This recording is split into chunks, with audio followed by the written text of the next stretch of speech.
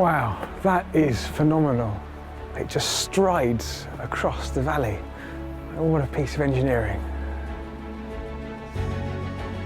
This incredible viaduct is 150 feet high and 1,758 feet long. Designed by Nîmes-born railway engineer Charles Dombre, who devoted much of his career to this railway line. Built in a horseshoe shape to allow the train to cross the wide Luèche Valley, it's made from 18,000 cubic meters of granite. It is the longest viaduct on the Ligne des Cévennes. So important is Dombre's structure that it has been classified as a National Historic Monument. Dombre is something of an enigma. He's responsible for driving this railway through, all the way through this line. What's become now the Cévennes route. What an incredible piece of work this must have been to try and create.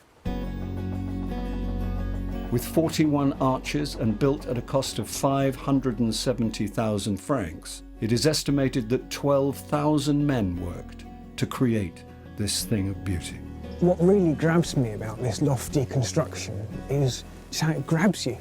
It fills your view as you walk up the valley, far more than you understand from being on the train, because you don't really experience it from being on the train. You see the views, but not it.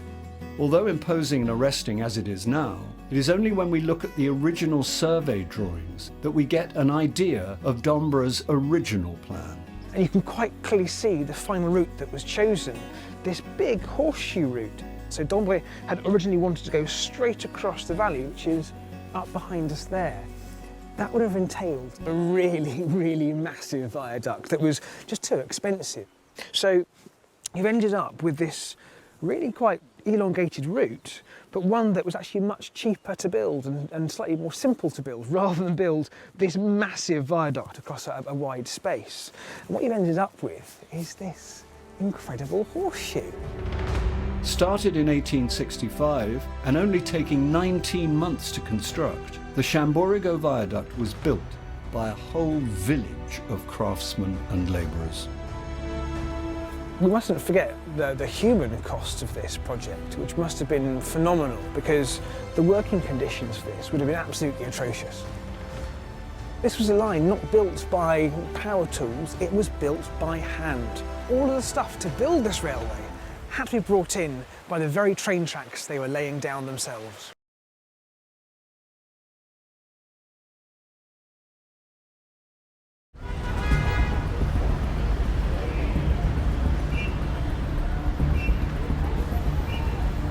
Yeah, so one afternoon, on a normal afternoon of surveillance, we were following ZZ Top.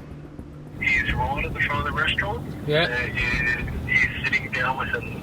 From what I can see, looks like an Asian man, yeah, and they're having a little meeting and he's very alert. This activity is far from routine. The team have never seen the Asian man, now meeting ZZ Top before.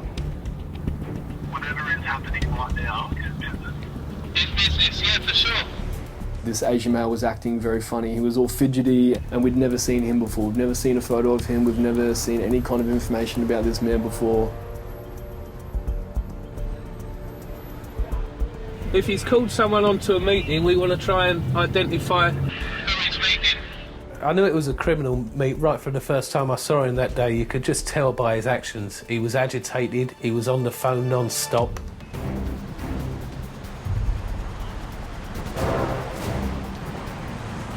Suddenly, the Asian man makes a move.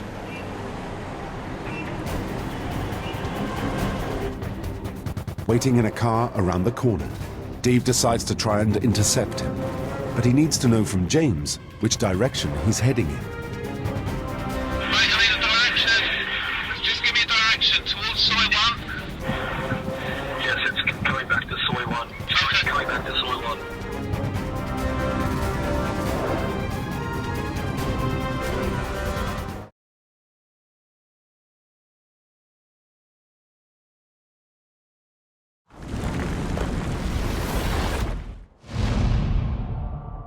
Abu Sir. This ancient necropolis charts the rise and fall of Egypt's sun kings. Cedric Gobet believes one final mystery remains to be solved here, more than 4,000 years after this site is abandoned. He's on a mission to investigate why the pharaohs of the 5th dynasty built their eternal homes in this exact location. He thinks Abu Sir could be linked to the wider landscape of Egypt's most famous pyramids. The site of Abu Sir covers many acres. Walking through the pyramids doesn't give us that many clues and understanding of why this site has been built here, right between Giza and Saqqara. Abu Sir sits between Giza, home of the Great Pyramids, and Saqqara, where the first step pyramids are built. All three sites are on the Nile's west bank, where the sun sets. The ancient Egyptians believe this is where the dead can enter the underworld as the sun goes down. Cedric hunts for more clues about the precise position of each pyramid. I'm looking at a satellite image of the Cairo area, and we can see clearly the pyramids of Giza and the pyramids of Abu Sir. And when we look at the pyramids of Giza, we know that they are facing in a particular direction, and the pyramids of Abu Sir are also facing in that same direction. The aerial evidence reveals that the northeast corners of the pyramids at Giza and Abu Sir all align in one particular direction. So when you take these two lines, you see that they are converging in one particular spot.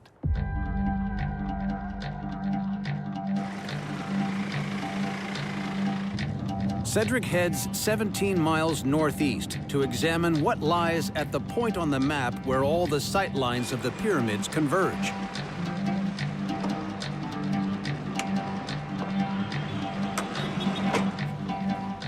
He hopes to find ancient clues here that could reveal why the Sun Kings aligned their tombs to this point.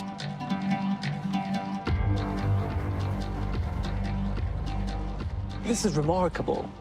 Absolutely. Huge obelisk standing there since millennia. Wow. All the pyramid sites are pointing to that very spot.